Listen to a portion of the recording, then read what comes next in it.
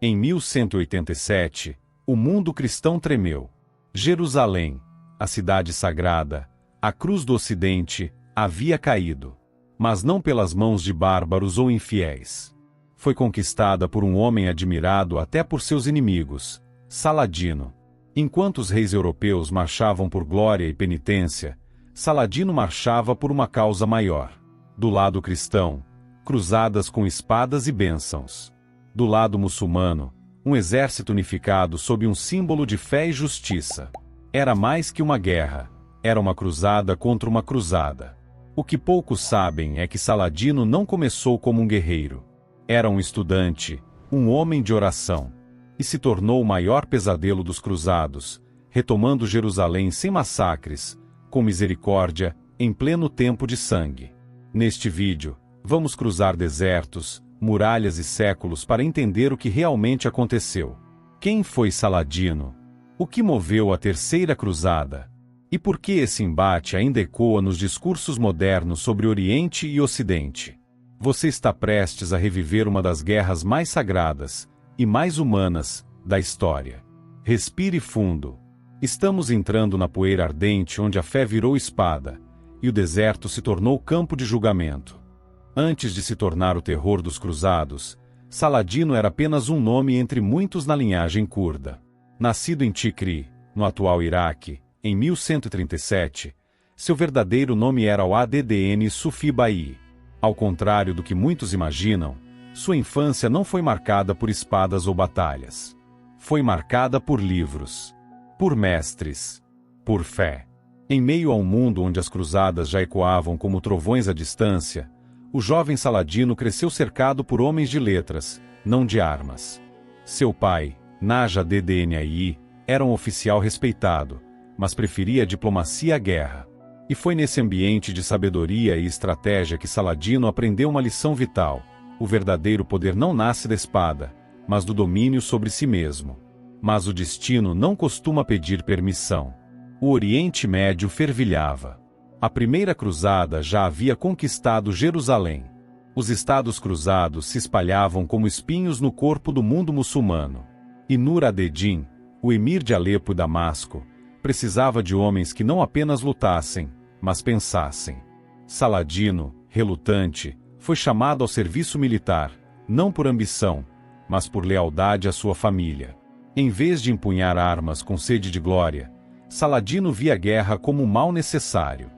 Um peso, uma responsabilidade. Quando foi enviado ao Egito como tenente de seu tio Shirkuh, foi mais como administrador do que guerreiro. Mas foi ali, entre as intrigas fatímidas e os olhares desconfiados dos xiitas, que o destino começou a moldá-lo como líder. Aos poucos, Saladino percebeu que a unidade muçulmana era mais frágil do que o aço das espadas cruzadas. E que se não houvesse alguém para juntar os cacos, Jerusalém permaneceria sob domínio estrangeiro por gerações. A fé não bastava. Era preciso liderança. Em 1171, após a morte de Shirkuh, Saladino ascendeu ao poder no Egito. Tornou-se vizir.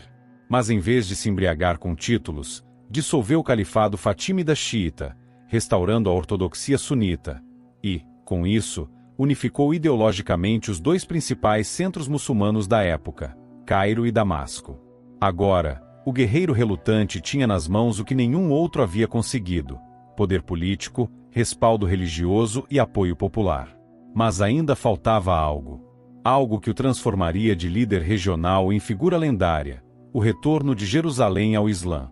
Esse desejo não era motivado por vingança ou ambição. Era sagrado. Jerusalém, para Saladino, era mais que um símbolo. Era uma responsabilidade espiritual.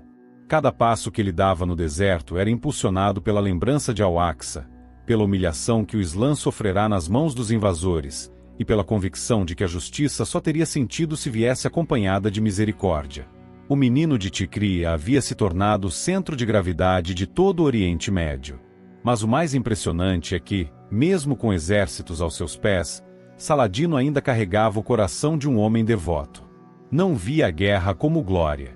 Via como cruz, uma cruz invisível, que pesava em seu espírito cada vez que o sangue era derramado, mesmo que fosse necessário. E enquanto os cruzados dormiam confiantes em suas fortalezas de pedra, um novo tipo de inimigo se erguia nas areias do deserto, não um bárbaro, mas um guerreiro filósofo, um estrategista que via além do campo de batalha. Um nome que, em breve, ecoaria até nas igrejas da Europa com temor e respeito: Saladino. Enquanto Saladino organizava seus domínios no sul, ao norte, as fortalezas cristãs ecoavam o orgulho da primeira cruzada. O reino de Jerusalém, estabelecido em 1099, era o coração dos chamados reinos latinos, enclaves ocidentais cravados como punhais nas terras do Islã. Mas por trás de suas muralhas de pedra e hinos em latim, havia rachaduras invisíveis. A cruzada silenciosa era interna. Balduin IV, o rei leproso, governava com coragem e fraqueza visível. A doença corroía seu corpo, mas não sua astúcia.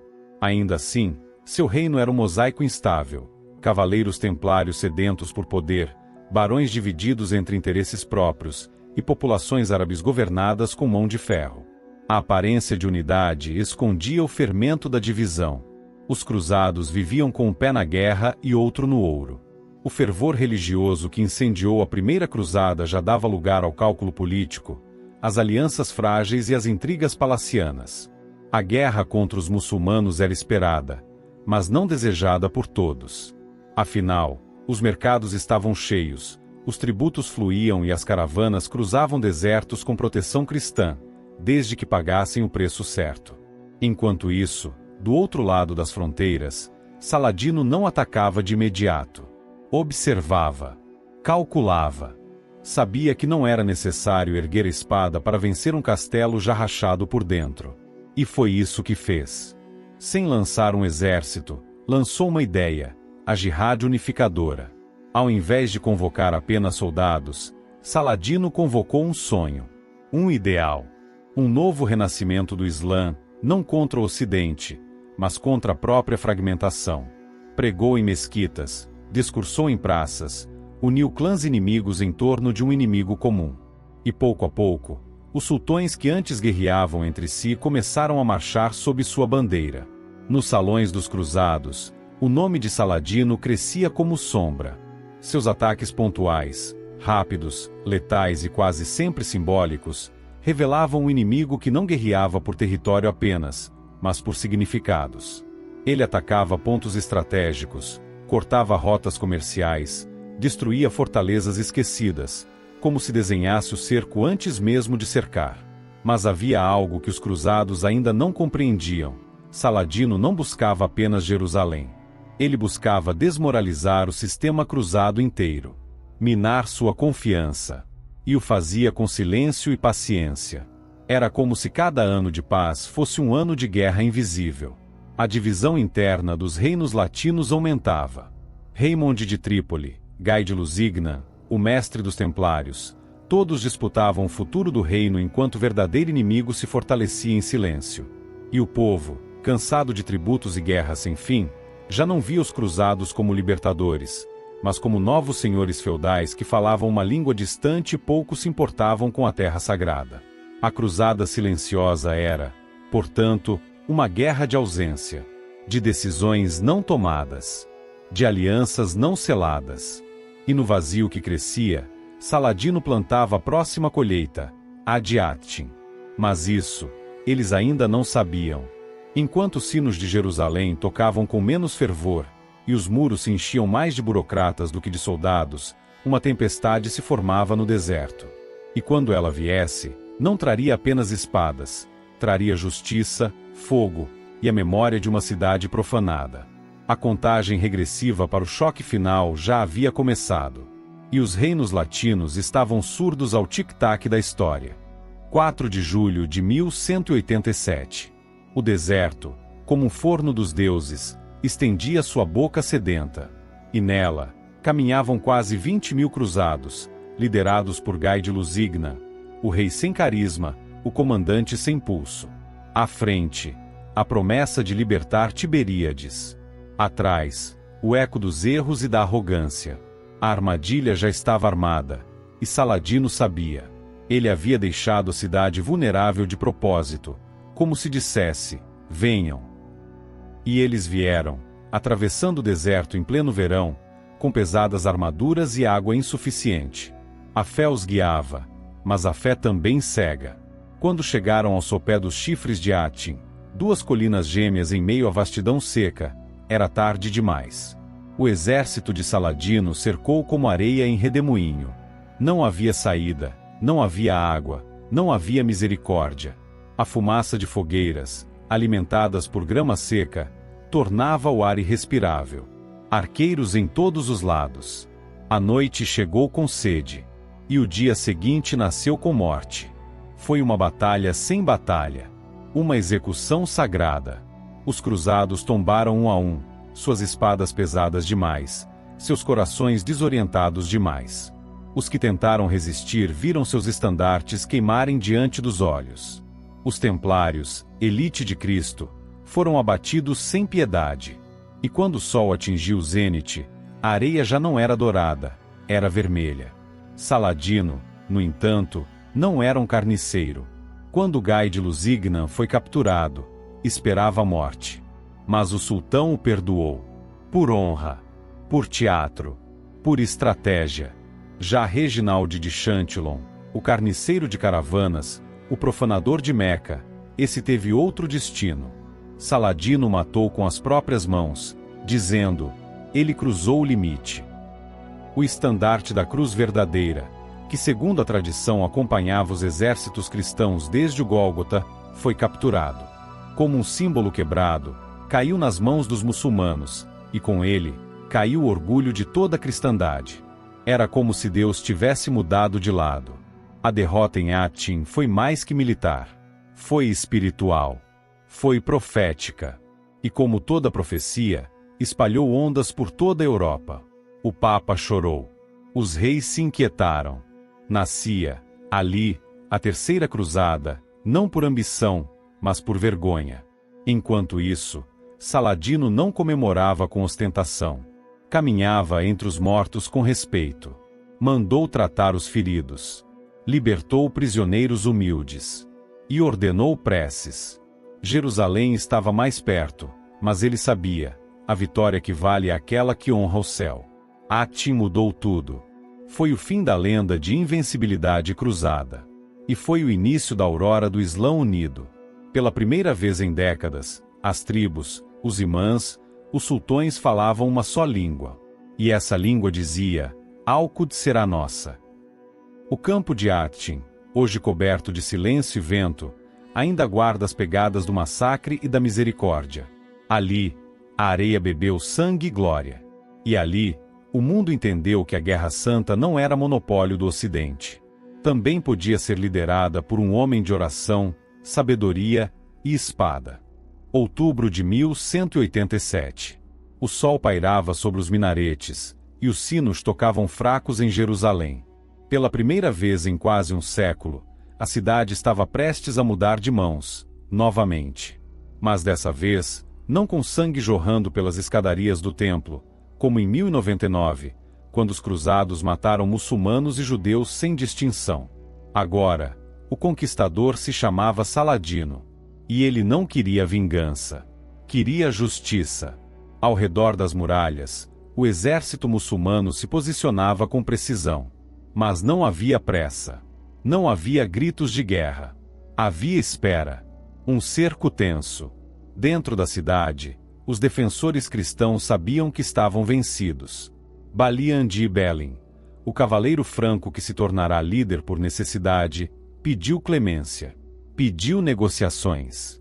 E Saladino, mais uma vez, surpreendeu o mundo. Em vez de exigir rendição incondicional ou ordenar a invasão brutal, Saladino propôs um acordo. Jerusalém seria entregue, e os civis poderiam sair em segurança, mediante resgate.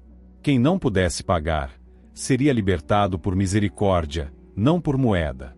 Enquanto muitos esperavam outra carnificina, Saladino mostrou que sua espada era guiada por princípios. Ele sabia que Jerusalém era mais que uma cidade. Era uma chama eterna, e qualquer gota de sangue derramada ali queimaria por gerações. Em 2 de outubro, exatamente 88 anos após os cruzados tomarem a cidade, os portões se abriram. O exército de Saladino entrou não com urros, mas com orações. Cruzes foram retiradas com reverência, e minaretes voltaram a chamar para a fé. Judeus, antes expulsos pelos cristãos, foram convidados a retornar. Cristãos comuns receberam salvo-condutos. Os templos foram restaurados, não profanados. Era a vitória que não envergonha a alma. Mas não foi uma paz sem dor. Milhares de francos choraram ao deixar a cidade. Mulheres se ajoelharam nos portões. Crianças olharam para trás como se deixassem um pedaço do céu. Saladino os observava em silêncio. Era o preço da história. Um preço que ele preferiu pagar com misericórdia, não com aço. Enquanto isso, a Europa fervia. A perda de Jerusalém reacendeu o fervor religioso. Era inadmissível que um sarraceno, mesmo nobre como Saladino, governasse a cidade do Messias. Nascia, ali, a Terceira Cruzada, com reis lendários, Ricardo Coração de Leão, Frederico Barbarossa, Filipe Augusto. O Ocidente marcharia novamente. E marcharia com sede de redenção. Mas ali, naquele outubro dourado, Saladino havia vencido mais que uma batalha. Havia vencido a narrativa. Mostrou que o muçulmano podia conquistar Jerusalém sem se tornar bárbaro. Que o Islã podia não apenas lutar, mas governar com sabedoria. A Jerusalém que se ergueu após 1187 não era a mesma da Cruzada de 1099. Era mais silenciosa, mais tolerante, mais estável. E em seus becos, mesquitas e igrejas, as pegadas de Saladino ficaram marcadas, não em sangue, mas em honra. Na história do Oriente e do Ocidente, poucas vitórias foram tão completas, tão limpas e tão simbólicas. Saladino não apenas retomou a cidade sagrada. Ele a elevou. E provou que o maior poder de um guerreiro é dominar a si mesmo no momento da glória. O trovão não veio do céu. Veio do mar. Em 1191, as praias do Levante tremeram ao som das galés europeias desembarcando homens e aço. Armaduras reluziam sob o sol do Oriente. E à frente daquelas tropas, entre franceses, alemães e ingleses, vinha um rei que se tornaria lenda, Ricardo Coração de Leão. A queda de Jerusalém pelas mãos de Saladino havia sido um abalo sísmico na alma da cristandade. Era mais do que uma cidade perdida. Era a humilhação de toda uma fé. O Papa clamava por guerra. E reis, antes rivais, agora se uniam sob o símbolo da cruz para corrigir o erro do Oriente. Frederico Barbarossa, o imperador alemão, jamais chegou. Morreu afogado antes de ver o campo de batalha. Filipe Augusto da França abandonaria a campanha. Mas Ricardo ficou. E entre ele e Saladino, forjou-se não só uma rivalidade militar, mas um duelo de honra, inteligência e espelho. Ricardo era brutal, impaciente, impetuoso, mas corajoso. Saladino era sereno, calculista, mas implacável. Ambos eram mestres da guerra. E ambos sabiam que estavam diante de um igual. O confronto começou em Acre, cidade portuária estratégica. Ricardo retomou-a com sangue e espada. Centenas de prisioneiros muçulmanos foram executados diante das muralhas, numa ação que chocou até os próprios cristãos. Saladino não respondeu com massacre, mas com firmeza. Não cederia Jerusalém por medo, nem por ameaça. Vieram então os embates de Arsuf, Jafa e Ascalon. Batalhas memoráveis, em que a bravura dos templários, os ataques de arqueiros turcos e a resistência das fortalezas desenhavam o Oriente em chamas. Cada movimento era calculado. Cada erro, fatal. Mas Jerusalém, a joia do deserto, nunca caiu. Ricardo chegou a avistar suas muralhas. Chorou diante delas. Mas sabia que tomá-las significava destruição. E ele não queria repetir os erros dos cruzados de 1099. Não se tornaria bárbaro para ser rei de ruínas. Saladino, por sua vez, ofereceu acordos, corredores sagrados, liberdade de peregrinação. Era hábil não só com a lâmina, mas com a diplomacia. Sabia que a guerra era feita com batalhas, mas vencida com tempo. Entre embates, os dois se respeitavam. Trocaram presentes. Médicos. Cavalos. Havia mais cavalheirismo entre eles do que entre muitos aliados. Porque ali não lutavam apenas por terras, lutavam por símbolos. Cruz e crescente. Ocidente e Oriente. Cada passo moldava os séculos seguintes. Em 1192, exausto, Ricardo firmou trégua com Saladino. Jerusalém permaneceria sob controle muçulmano, mas os cristãos teriam livre acesso. Era uma paz instável, mas uma paz. E era o fim da Terceira Cruzada. Ricardo partiu, sem a coroa de Jerusalém, mas com a glória de quem enfrentou o maior sultão de sua era. Saladino permaneceu, sem ter perdido a cidade, mas sabendo que a guerra jamais terminaria de verdade. Porque naquelas areias, os exércitos lutavam por mais que religião. Lutavam por narrativa. E o mundo ainda ecoaria esses passos séculos depois. 2 reis. 2 fés. 2 espadas. E um deserto que jamais esquece. Saladino morreu em 4 de março de 1193. Não em batalha. Não com uma espada em mãos. Mas cercado por médicos, orações e a lembrança de cada cidade libertada, de cada palavra honrada e de cada inimigo respeitado. E ao contrário dos reis da Europa, Saladino não deixou cofres abarrotados, nem castelos luxuosos. Quando seus guardas abriram os baús do sultão, encontraram moedas suficientes apenas para pagar seu funeral. Porque Saladino viveu como um rei, mas morreu como um servo. Seu corpo foi envolto em linho simples, e sobre seu caixão foi hasteado um estandarte negro com as palavras: tudo isso, o sultão levou consigo. Era um lembrete para os poderosos: nenhum império atravessa o túmulo. Mas o nome dele atravessou. Saladino não foi canonizado, mas foi reverenciado. Não apenas pelos muçulmanos, mas também pelos cristãos que o combateram. Porque sua maior vitória não foi a conquista de Jerusalém, foi a conquista do respeito. Os cronistas europeus que chamaram de inimigo, também o chamaram de virtuoso.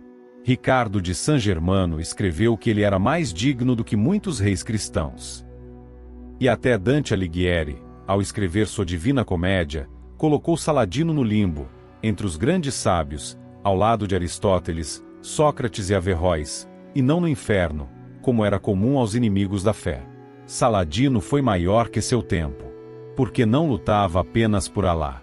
Lutava por honra. Ele não saqueou Jerusalém. Não destruiu igrejas. Não massacrava civis. Quando os cruzados estavam sitiados e morrendo de sede, Saladino enviou água e médicos. Quando capturava nobres, oferecia resgate, não humilhação. Sua espada era afiada. Mas sua alma, mais ainda.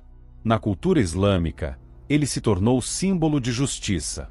Na tradição europeia, virou referência de cavalheirismo. Até nos tempos modernos, seu nome é evocado por líderes políticos, militantes e pensadores, cada um tentando reivindicar o manto de um homem que uniu tribos, resistiu a impérios e venceu sem corromper-se. Mas talvez o verdadeiro legado de Saladino seja este: ele mostrou que é possível vencer uma guerra, sem perder a humanidade. Na era das cruzadas, marcada por carnificinas, trapaças e fanatismo, ele foi exceção. Um homem que equilibrava a fé com razão, força com misericórdia, espada com palavra. E por isso, mesmo seus inimigos, que erguiam cruzes contra seus estandartes, baixavam suas cabeças quando o nome dele era pronunciado. O túmulo de Saladino está em Damasco, numa sala modesta, onde flores são deixadas até hoje. E nas paredes do templo, seu nome continua inscrito, não com tinta, mas com respeito. Porque quando até o inimigo se recusa a te odiar, você já venceu. As lanças se calaram. As armaduras enferrujaram. Os portões das fortalezas estão agora cobertos de areia e silêncio. Mas as cruzadas ainda sussurram. O deserto guarda suas memórias como quem enterra brasas em cinzas. Elas não queimam mais a pele, mas aquecem o espírito de cada geração que tenta compreender por que Oriente e Ocidente ainda se olham com desconfiança, desafiando o tempo com as mesmas perguntas, as mesmas fronteiras, os mesmos nomes. Jerusalém ainda é disputada. Os mesmos muros que viram o sangue de soldados cruzados e mamelucos, hoje vêm turistas, soldados armados, fiéis ajoelhados e bombas improvisadas. Nada mudou, e tudo mudou, porque a guerra de Saladino e os cruzados não foi apenas por território. Foi por símbolos, por narrativas, por controle daquilo que representa o sagrado. A Cidade Santa se tornou um espelho do mundo. Quem controla Jerusalém acredita controlar algo maior do que pedras, acredita controlar o próprio céu. E é por isso que, até hoje, o nome de Saladino ressurge como uma lenda, como uma sombra reverenciada e temida. Nas praças da Síria, nos discursos do Irã, nas faixas das manifestações da Palestina, seu rosto estampado ainda clama: o Ocidente ainda está aqui e ainda não terminou. Mas o Ocidente também escuta seus próprios ecos. Dos castelos cruzados na Terra Santa aos museus de Londres e Paris, a memória das cruzadas não é de vitória absoluta, mas de conflito permanente. Uma lembrança de que toda cruzada nasce da mistura perigosa entre fé e poder. O Oriente Médio nunca voltou a ser o mesmo depois daquele choque entre os cavaleiros da cruz e os guerreiros do crescente. Tribos foram desfeitas, alianças forjadas, impérios fragmentados. E hoje, quando vemos as disputas entre xiitas e sunitas, Israel e Palestina, Irã e Arábia Saudita, é impossível não ouvir os passos dos cruzados nas trilhas do presente. Porque a guerra do passado moldou o mapa atual. Mas talvez o maior eco da guerra esteja nas palavras, nos livros escolares, nos sermões de mesquitas e igrejas, nos discursos inflamados de líderes que evocam guerra santa como se o tempo tivesse congelado. Afinal, qual guerra termina quando ninguém está disposto a esquecer? Saladino e os cruzados podem ter partido, mas suas histórias continuam sendo usadas como inspiração ou ameaça. E nesse novo milênio, onde satélites sobrevoam os céus que já viram arqueiros, e drones patrulham os vales onde cavalgavam templários, ainda se luta por ideias antigas. A pergunta que ecoa, então, é: teremos coragem de romper o ciclo? Ou continuaremos vivendo à sombra de espadas enferrujadas, alimentando mitos que mantêm as cicatrizes abertas? A história nos observa. E enquanto o deserto sussurra os nomes de Saladino, Ricardo, Jerusalém, Ati em cruzadas, cabe a nós decidir se ouviremos ou se repetiremos. Porque algumas guerras não precisam de soldados para continuarem sendo travadas. Basta uma memória mal curada, um ódio herdado, um símbolo distorcido. E quando isso acontece, o passado nunca termina. Se essa história te tocou, é porque as areias do passado ainda sopram no presente. E se você sente que o mundo está à beira de repetir seus erros, então junte-se a nós. Inscreva-se no Areia e Sangue, o canal que desenterra os mitos, expõe as tensões e revela o lado não contado das guerras, religiões e impérios do Oriente Médio. De Saladino aos sunitas, de Jerusalém ao Irã. Aqui, cada capítulo tem o peso de 1000 anos. Deixe seu comentário. Você acha que a guerra realmente acabou? Ou só mudou de nome? Compartilhe esse vídeo com quem precisa entender que o mundo de hoje foi moldado por batalhas que ninguém ousa esquecer.